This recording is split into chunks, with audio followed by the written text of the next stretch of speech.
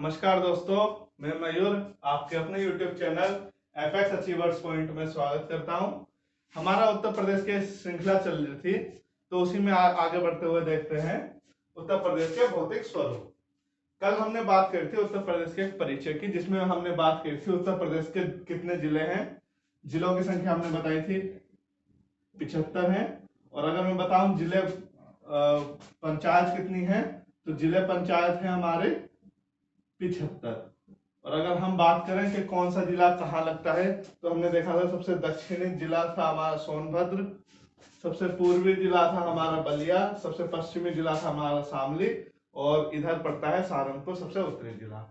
फिर हमने बात की थी सबसे पूर्वी सिरा जो है वो हमारा बिहार से छूता है, सबसे यहाँ पे बलिया है, ठीक है। सबसे पश्चिमी जिला है हमारा शामली जो हरियाणा से छूता है, और सबसे उत्तरी जिला है हमारा सहारनपुर जो हिमाचल प्रदेश से होता है, और सबसे दक्षिणी जो हमारा बिंदु है उत्तर प्रदेश का वो छत्तीसगढ़ को छूता है। कल हमने ये देखा था, हमने ये भी जाना था कि दो नदियां उत्तर प्रदेश की बाउंड्री बनाते हुए जाती हैं। एक जो बनाती है हरियाणा और उत्तर प्रदेश की, या दिल्ली और उत्तर प्रदेश की, वो है हमारी यमुना नदी, और एक है हमारी गंडक नदी जो बिहार और उत्तर प्रदेश की सीमा बनाती हुई जाती है, ठीक है। कल हमने ये जाने थे। और अगर हम एक बात देखें तो उत्तर प्रदेश के कौन से जिले कितने राज्य से लगते हैं, किस राज्य से लगते हैं, वो भी हमने जाना था। जैसे हमने बोला था मध्य प्रदेश से हमारे 10 जिले लगते हैं, हरियाणा से हमारे बिहार से हमारे 6 जिले लगते हैं, राजस्थान से हमारे 2 जिले लगते हैं, आगरा और मथुरा, और दिल्ली से हमारे 2 जिले लगते हैं, गाजियाबाद और गौतम बुद्ध नगर या नोएडा। हरियाणा से हमारे 6 जिले लगते हैं, और एक हमारा जिला है सहारनपुर जो 3 राज्यों से लगता है, और एक हमारा जिला है सोनभद्र जो हमारा 4 राज्यों से लगता है। ये कल हमने जाना था। उत्तर प्रदेश में मंडलों की संख्या हमने देखी थी, मंडलों की संख्या हमारी है 18। और हमने एक देखा था मानक समय रेखा, उत्तर प्रदेश में मानक समय रेखा उत्तर प्रदेश में इलाहाबाद के नैनी शहर से होकर गुजरता है। इलाहाबाद, अब तो ये प्रयागराज है, प्रयागराज, ठीक है। प्रयागराज से होकर गुजरता है नैनी शहर से, और नैनी शहर में कौन सी, ये 5.5 GMT। जीएमटी का मतलब होता है, जीएमटी का मतलब होता है ग्रीनविच मीन टाइम, ठीक है। और ये कहां पर है, 82.5 डिग्री पूर्वी देशांतर पर है, ठीक है। जब आपको देशांतर और अक्षांश रेखा बताऊंगा तो ये सब बता दो भूगोल में। अभी आप इतना ही याद रखें कि 82.5 डिग्री पूर्वी देशांतर पर है, और जीएमटी कितना है हमारा 5.5 डिग्री, मतलब हम 5.5 घंटे आगे हैं यूरोपीय देश से, ठीक है, ग्रीनविच रेखा से, ठीक है। आज हम शुरू करेंगे उत्तर प्रदेश का भौतिक स्वरूप। आप पहले एक चार्ट बना लीजिए। उत्तर प्रदेश के भौतिक स्वरूप को हमने 2 भागों में बांटा है। आपको किसी किसी किताब में 3 भाग मिलेंगे, किसी में 2 मिलेंगे, तो आप 2 पे ही निशान लगा के आना अगर पेपर में क्वेश्चन आए। पहला है मैदानी स्वरूप, दूसरा है पठारी स्वरूप। मैदानी को भी हमने 2 भागों में बांटा है, भाबर एवं तराई का क्षेत्र और मध्य उत्तर प्रदेश। भाबर तराई का क्षेत्र को हम डिस्कस करेंगे, और मध्य उत्तर प्रदेश में खादर और बांगर को हम पढ़ेंगे। पठारी क्षेत्र हमारे भी 2 प्रकार के, बुंदेलखंड पठार और बघेलखंड पठार, ठीक है। आप पहले इसको नोट कर लीजिए, फिर हम आगे बढ़ते हैं, ठीक है। तो चलिए शुरू करते हैं अपना भौतिक स्वरूप। जैसा कि आप जानते हैं हमने हिमालय को 4 भागों में बांटा है। सबसे दूसरी तरफ है तिब्बती हिमालय, तिब्बती हिमालय, फिर है हमारा हिमाद्री हिमालय, फिर है हमारा लघु हिमालय, और अंत में है हमारा शिवालिक हिमालय, शिवालिक हिमालय, ठीक है। अब आप जानते हैं शिवालिक हिमालय की जो पहाड़ियां हैं वो यहाँ पे आ रही हैं, उत्तर प्रदेश के ठीक पूर्वी दिशा में। ठीक है, अब शिवालिक हिमालय जो है असल में अवसादी चट्टान से बना एक पर्वत है। ठीक है, और ये बना कब था? ये टर्सरी युग में बना था। टर्सरी युग में बना था। ठीक है, अवसादी चट्टान का उदाहरण टर्सरी युग में बना था। इसमें कौन सी चट्टानें पाई जाती हैं? तो इसमें पाई जाती है चूना पत्थर की चट्टानें। चूना पत्थर की चट्टानें पाई जाती है। और आपने देखा होगा चूना पत्थर असल में काम आता है दिवाली पे, जो दिवाली पे जो पुताई करते हैं हम, उसमें काम आता है। दिवाली की पुताई पे या रंग करने के लिए, घरों पे रंग करने के लिए इसका प्रयोग किया जाता है। ठीक है, अब आप जानते हैं इस पहाड़ से, ठीक है, पहाड़ से नदियां आएंगी नीचे। ठीक है, नदियां आती हैं नीचे की ओर। ठीक है, और ये शिवालिक हिमालय है नेपाल में। ठीक है, आपको ये पता है। आपको अगर ये नहीं पता कि नदियां के बारे में क्या होती है, क्या उनका जीवन चक्र होता है, तो आप हमारी एक वीडियो देख सकते हैं, उत्तर का मैदान, जिसमें मैंने नदियों के बारे में बहुत अच्छे से बताया गया है। लिंक आपको डिस्क्रिप्शन में मिल जाएगा। ठीक है, तो हमने देखा कि भाई चलो बता देता हूं यहाँ पे भी कि अगर एक पहाड़ है, पहाड़ के ढलान से अगर कोई नदी आती है तो वो अपने साथ चट्टानों के शिलाखंड लेके आती है, चट्टाने लेके आती है। तो वो चट्टाने लेके आएगी और फिर वो चट्टाने कहां जमा कर देगी? नीचे पर्वतों के पादीय स्थान, पर्वतों के जो चरण का जो स्थान होता है उसको हम बोलते हैं भाबर। ठीक है, भाबर में यहाँ पे नदी चट्टाने, बड़े बड़े शिलालेख और बड़े बड़े चट्टान लेके आती है और यहाँ जमा कर देती है।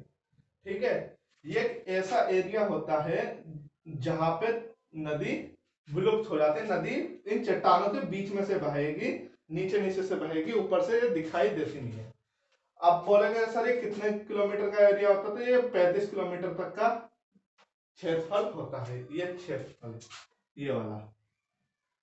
ठीक है, ये वाला क्षेत्रफल 35 किलोमीटर तक का होगा। ठीक है, चलिए इसको अच्छे से समझने के लिए पहले मिटा देता हूं, आप इसको नोट्स कर लीजिए पहले। तो चलिए शुरू करते हैं, देखते हैं भाबर। जैसे मैंने बताया कि ये पर्वतों का पादीय क्षेत्र होता है, मतलब कि पैरों वाला क्षेत्र होता है। मतलब कि बोलूं तो सीधे सीधे पर्वतों के दक्षिण में होता है, ये डायरेक्ट सीधे दक्षिणी भाग जो होगा पर्वतों का वो भाबर होता है। ठीक है, अब मैंने बताया था कि जैसे अगर कोई पहाड़ है, पहाड़ से नदी आएगी, तेज बहाव से आती है, और वो अपने साथ बड़े बड़े पत्थरों को लेके आती है। ठीक है, बड़े पत्थरों को लेके आएगी और वो एक जगह लाके जमा कर देती है वो पत्थरों को।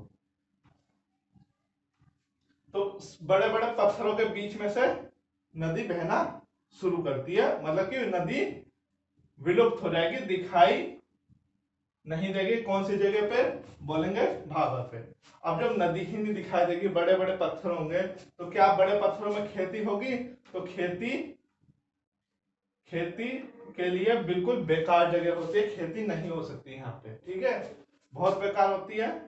और इसके बाद देखते हैं कितने किलोमीटर का एरिया होता है। हमने जाने 35 से 40 किलोमीटर तक का एरिया होता है यह उत्तर प्रदेश में। और उत्तर प्रदेश में कहां से कहां तक है? तो हम बोलेंगे उत्तर प्रदेश में सहारनपुर से शुरू होता है, सहारनपुर से शुरू होता है, और ये महाराजगंज या कुशीनगर तक ये जाता है। ये है यहाँ पे। ठीक है, कुशीनगर, महाराजगंज यहाँ पे आता है, तो यहाँ तक ये चलता है। ठीक है, अब देखते हैं हम, इसको मिटा देता हूं। इसके बाद देखते हैं हम भाबर के बाद तराई का क्षेत्र। तराई का क्षेत्र होता क्या है? पहले इसको मिटा देता हूं, आप इसको नोट करिए। तराई का क्षेत्र देखते हैं हम। तराई का क्षेत्र होता क्या है? जैसे हम जानते हैं कि भाबर का क्षेत्र में नदियां चट्टानों के बीच में होके गुजरती हैं और दिखाई नहीं देती। अब वो कुछ दूरी पे जाने के बाद, भाबर के क्षेत्र के बाद, वो एक साथ जमीन में से ऊपर उठती हैं बिना किसी दिशा के। तो वो एक साथ उठती हैं तो ये दलदली क्षेत्र सा बन जाता है। ठीक है, ये दलदली क्षेत्र बनता है क्योंकि दिशा होती नहीं है। तो इसी क्षेत्र को हम बोलते हैं तराई का क्षेत्र। असल में ये जो क्षेत्र है उत्तर प्रदेश के यहां तक आ रहा है। ठीक है, सॉरी,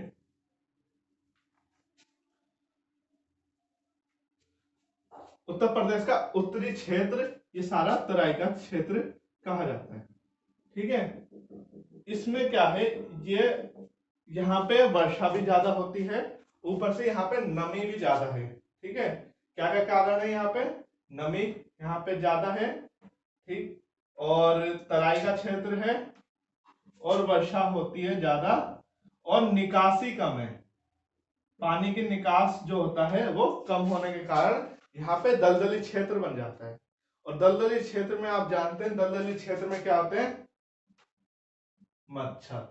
तो मच्छर ज्यादा होने की वजह से इसको बोलते हैं माछर पेटी। माछर पेटी भी कहते हैं इसको। और इसमें मच्छर ज्यादा होने की वजह से यहाँ पे बीमारी भी ज्यादा है, जैसे जैसे बुखार, ठीक है, मलेरिया,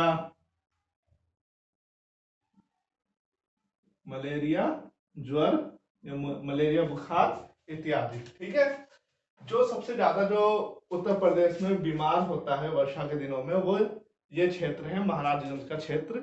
पूछा गया है एग्जाम में, यूपी ट्रिपल एससी के एग्जाम में। ठीक है, और अब देखते हैं ये तराई क्षेत्र कितना बड़ा होता है। तो ये क्षेत्र होता है करीब करीब 45 से 50 किलोमीटर का क्षेत्र होता है। ये एक पट्टी होती है 45 से 50 किलोमीटर की है, ऐसे। ठीक है, और देखा जाए इसमें मच्छर पेटी बीमार होने के कारण मतलब इसलिए ज्यादा प्रसिद्ध है। ठीक है, इसमें ज्यादा नमी होती है, ज्यादा मतलब वर्षा होती है, मतलब पानी की मात्रा ज्यादा होती है। तो यहाँ पे जो खेती होगी वो ज्यादा पानी वाले चीजों की होती है।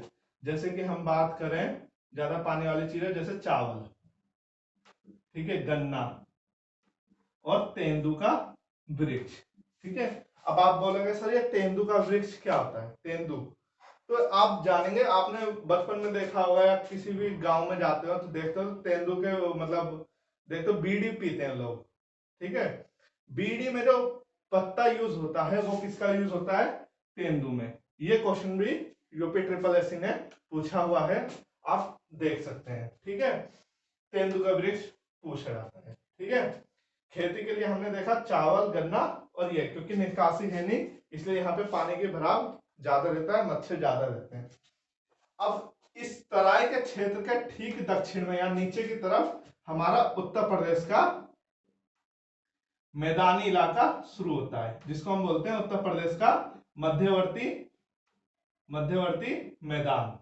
ठीक है, ये असल में गंगा और उसकी सहायक नदियों का मैदान है। यहां से गंगा आ रही है, ठीक है, बिजनौर से गंगा आती हुई बलिया से बाहर निकल जाती है, और यहां से सहारनपुर से सीमा बनाते हुए यहां से यमुना आती है, सॉरी, यहां से यमुना आती है। ठीक है, और प्लस उसके गंगा की सहायक नदी आ जाती है, काली नदी वगैरह वगैरह। यहाँ से सोन नदी, टोंस नदी इत्यादि नदी आ जाती हैं। ठीक है, यहाँ पे एक नदी आ जाती है, वही पढ़ेंगे हम। ठीक है, तो ये सारी जो है गंगा यमुना का द्वाब बोलते हैं, गंगा प्लस अन्य नदियों का द्वाब बोलते हैं। ठीक है, असल में है क्या, इसमें क्या है, गंगा प्लस यमुना और प्लस अन्य नदी यहाँ पे गाद लेके आती है। गाद मीन्स होता है कि ऊपर चट्टानों से निकलते हुए मिट्टी को लेके वो आती है। ठीक है, मिट्टी लाती है ये। ठीक है, मिट्टी लाएंगी तो मिट्टी को हम क्या बोलते हैं, गाद। लेकिन पेपर में पता है क्वेश्चन क्या आता है कि गंगा प्लस उसकी सहायक नदी उत्तर प्रदेश के मध्यवर्ती मैदान में क्या लाती हैं, तो आप बोलेंगे कांप लेके आती हैं। क्या, कांप मिट्टी, कांप मिट्टी। नॉर्मल भाषा में तो हम गाद बोल देते हैं या मिट्टी बोल देते हैं, लेकिन पेपर में ऑप्शन में देता है कांप मिट्टी। ठीक है, इसको ध्यान रखना। ठीक है, अभी मैंने बताया था आपको उत्तर प्रदेश का तराई क्षेत्र 80 से 90 किलोमीटर चौड़ा है, 80 से 90 किलोमीटर चौड़ा है, उसको करेक्ट कर लीजिएगा। अब बात करते हैं उत्तर प्रदेश के मैदानी क्षेत्र की। मैदानी क्षेत्र क्या है? उत्तर प्रदेश का जो मैदानी क्षेत्र है, उत्तर प्रदेश का मैदानी क्षेत्र हमारा गंगा प्लस यमुना का द्वाप बोलते हैं, गंगा और यमुना का द्वाप बोलते हैं। असल में क्या है, ये गंगा प्लस अन्य नदी जो है हमारी, चाहे वो चाहे वो रामगंगा हो, काली नदी हो, सरयू नदी हो, चाहे वो सोन नदी हो, टोंस हो, चाहे यमुना हो, ये सारी नदियों के द्वारा जो मिट्टी लाई जाती है, गाद लाई जाती है, इसको हम गाद बिछाने के कारण यहाँ पे उत्तर प्रदेश का मैदान बना है। ठीक है, अब क्वेश्चन आता है कि गाद, ऑप्शन में गाद नहीं होता, क्या नहीं होता? गाद नहीं होगा। गाद तो हम लोग बोल देते हैं कि मिट्टी जो लाती है नदी, उसको गाद बोलते हैं, लेकिन ऑप्शन में होता है कांप मिट्टी।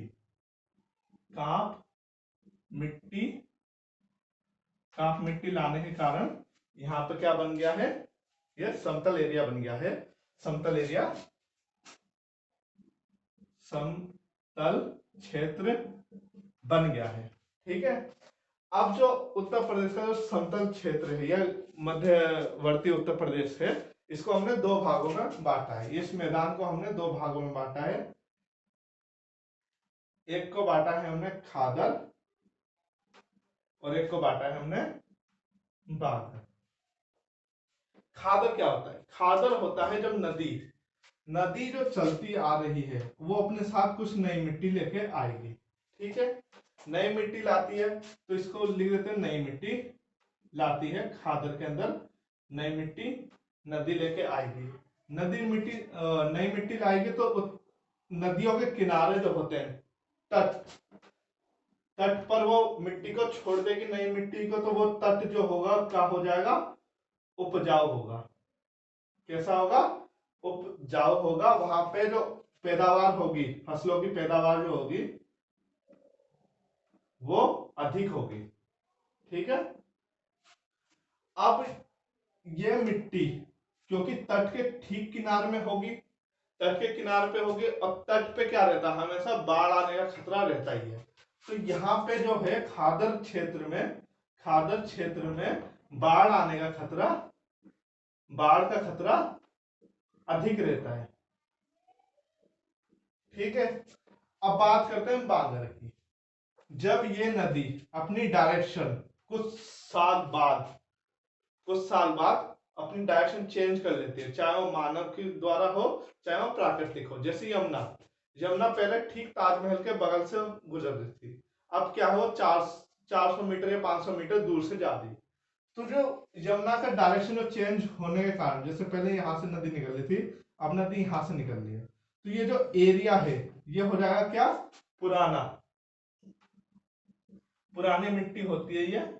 ठीक है, पुरानी मिट्टी हो जाएगी, और पुरानी मिट्टी क्या होती है? अनुपजाऊ होती है। अनुपजाऊ मतलब ज्यादा यहाँ पे फसल उग नहीं सकती। अगर फसल उगाएंगे भी तो किसान को ज्यादा प्रॉफिट होगा नहीं। ठीक है, और यहाँ पे बाढ़ आने का खतरा नहीं होता। ठीक है, अब बात करते हैं जो गाद बिछाई थी, ये अभी तक बिछा रही है क्या? तो हम बोलेंगे हाँ बिछा रही है। और कब से बिछा रही है? ये प्लेस्टोनिक काल से बिछा रही है, प्लेस्टोनिक काल से। ठीक है, प्लेस्टोनिक काल से ये गाद बिछाने का काम चल रहा है। तो चलिए अब शुरू करते हैं उत्तर प्रदेश का पठारी क्षेत्र। ठीक है, इसको मिटा देता हूं, आप एक बार नोट कर लीजिए। ठीक है, तो चलिए शुरू करते हैं। हम देखते हैं पठार को। उत्तर प्रदेश का जो पठारी क्षेत्र है वो दो भागों में बांटा है हमने।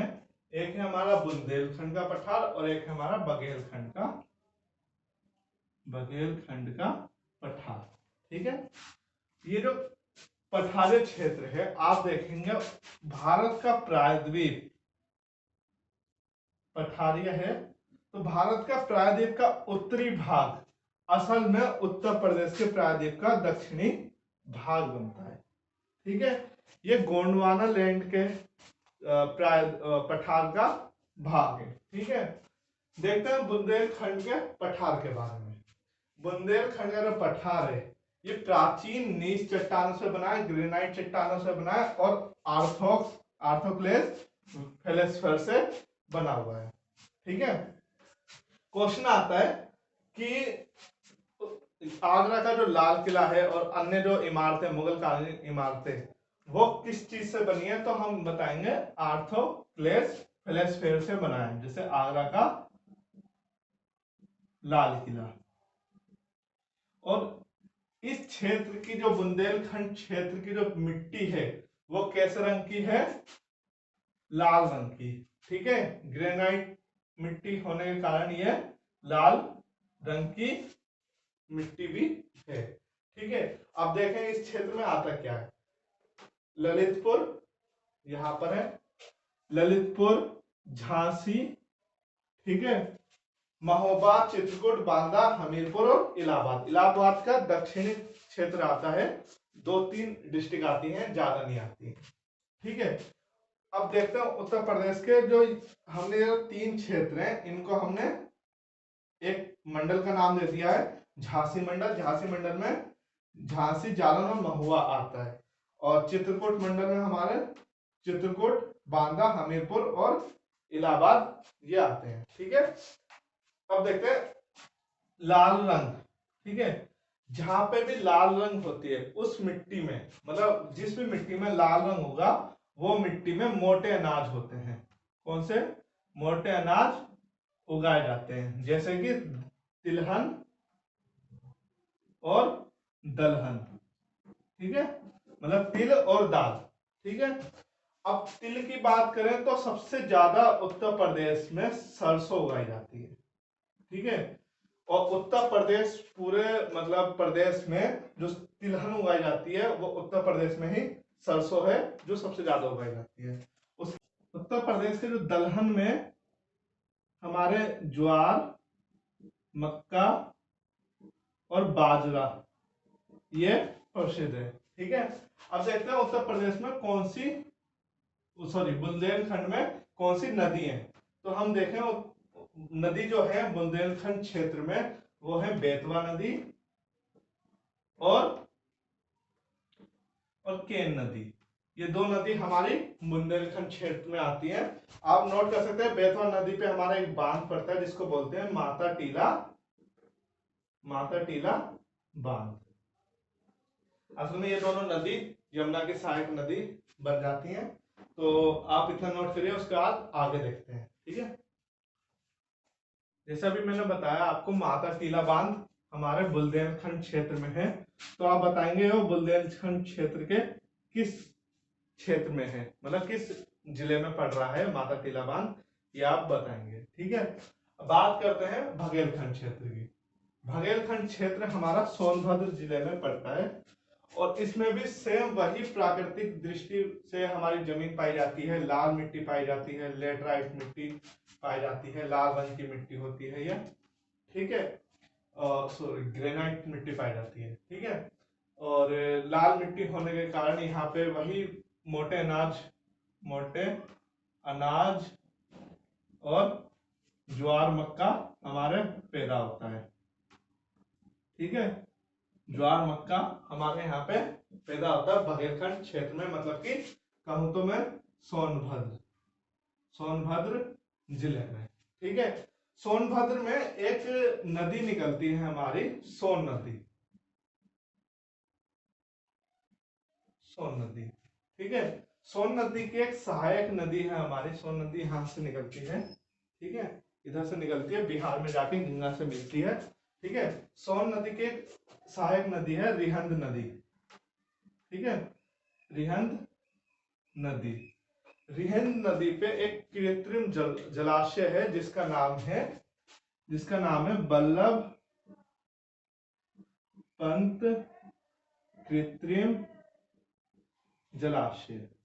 ठीक है, रिहंद नदी पे हमारे 2 बांध है, हमारे बाढ़ सागर बांध और रिहिंद परियोजना या रिहिंद बांध।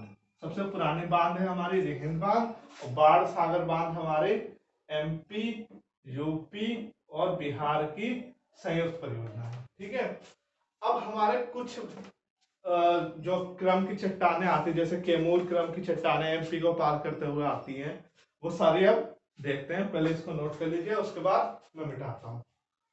तो चलिए शुरू करते हैं। देखते हैं हम उत्तर प्रदेश से कुछ अन्य पर्वतीय मैदान या पठारी मैदान देखते हैं। ठीक है, सबसे पहले विंध्य क्रम की चट्टानें। विंध्य क्रम आप जानते हैं मध्य प्रदेश में विंध्य क्रम की चट्टानें पाई जाती हैं, जो उत्तरी भारत और दक्षिणी भारत को अलग करती हैं। ठीक है, मध्य प्रदेश के ठीक भारत के बीच में से मिलती हैं, आपने कई बार क्वेश्चन देखा होगा। ठीक है, ये कहां तक आती है? उत्तर प्रदेश के मिर्जापुर तक, यहाँ तक उत्तर प्रदेश का मिर्जापुर है, यहाँ तक ये चली आती है चट्टानें। ठीक है, ये पर्वत श्रृंखला यहाँ तक चली आती है। नेक्स्ट देखते हैं, ये पर्वत श्रृंखला कब बनी थी? ये बनी थी पूर्व कैम्ब्रियन युग में बनी थी। इसके बाद आता है कैमूर श्रेणी की चट्टानें। कैमूर श्रेणी की चट्टानें आप जानते होंगे, भारत के उत्तरी जो पर्वतीय श्रेणी है वो कैमूर श्रेणी है, और ये आती है हमारे सोनभद्र जिले तक। ठीक है, सोनभद्र जिला इसलिए इंपॉर्टेंट हो जाता है, अभी पिछले दिनों सोनभद्र में सोने की खदान मिली है, तो इसलिए भी इंपॉर्टेंट हो जाता है, इससे क्वेश्चन पूछे जाने की बहुत आशंका है। सोनभद्र जिले में सबसे ऊंची चोटी जो सी है वो है सोनाकर। किसकी है? कैमूर श्रेणी की है, सबसे ऊंची चोटी है, और यहाँ पे वही मोटे अनाज मिलते हैं, बनाए जाते हैं, पैदा किए जाते हैं किसानों द्वारा, ज्वार या मक्का। ठीक है, फिर देखते हैं गोंडवाना लैंड की चट्टान है। यह है हमारे गोंडवाना लैंड की चट्टान, जो कि इतने एरिया में आती है, और यहाँ पे आती है ये सोनभद्र, और सोनभद्र में यहाँ पे कोयले के लिए प्रसिद्ध मानी जाती है। अब आप जानते हैं कोयले के लिए उत्तर प्रदेश में दो ही जगह हैं जो इंपॉर्टेंट है, एक है मिर्जापुर और एक है सोनभद्र। मिर्जापुर में जो हमारी कोयले की जो खदान है वो है चुनार, और सोनभद्र में है हमारा चुर्क और डल्ला, चुर्क और डल्ला। ठीक है, ये दोनों हमारी कोयले के लिए हमारी फैक्ट्रियां हैं। उत्तर प्रदेश में बहुत बड़ी बड़ी फैक्ट्रियां हैं। तो आई होप आपको यह हमारा टॉपिक समझ में आया होगा, उत्तर प्रदेश का भौतिक स्वरूप। ठीक है, इसके बाद हम शुरू करेंगे उत्तर प्रदेश की जलवायु। ठीक है, आप अपने दोस्तों को अपना हमारा यूट्यूब का चैनल बता सकते हैं, एपेक्स अचीवर्स पॉइंट। ये जो क्लासेस है ये सिर्फ उत्तर प्रदेश में सब इंस्पेक्टर और बीईओ के लिए चलाई जा रही है, उसी को देखते हुए चलाई जा रही है। अगर आपको उत्तर प्रदेश कांस्टेबल या जेल वार्डर, फायरमैन या लेखपाल इत्यादि का एग्जाम है तो आपके लिए अभी क्लास बहुत लाभदायक होगी, इससे बाहर पेपर आने के बहुत कम ही चांसेस हैं। ठीक है, प्लीज चैनल को सब्सक्राइब करें, लाइक करें, और सब्सक्राइब करें तो बेल का आइकन जरूर दबाइएगा।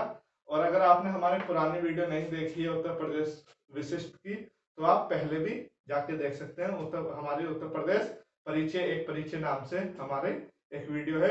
और अगर आपको भाबर और तराई क्षेत्र ना समझ में आया हो तो उसके लिए भी आप हमारी एक वीडियो देख सकते हैं, डिस्क्रिप्शन में लिंक है उसका। और वीडियो देखने के लिए धन्यवाद।